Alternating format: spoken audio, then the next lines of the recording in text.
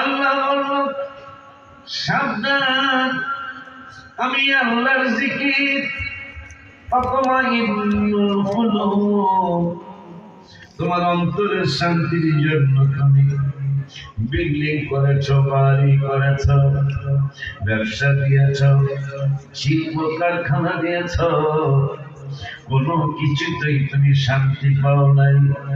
আমার স্মরণের জন্য বসে যাও, আমাকে ডাকার জন্য বসে যাও।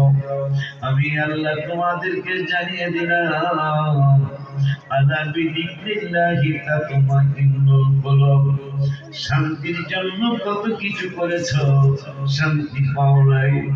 আমাকে স্মরণ করার জন্য বসে যাও, আমাকে ডাকার জন্য একসাথ হয়ে যাও, আমাকে স্মরণ করার জন্য তোমরা একসাথ হয়ে যাও। দেখবা আমি আল্লাহর জিকিরে তোমার প্রশান্তি চলে আসবে। মহব্বতে সকলে বলি আমিন।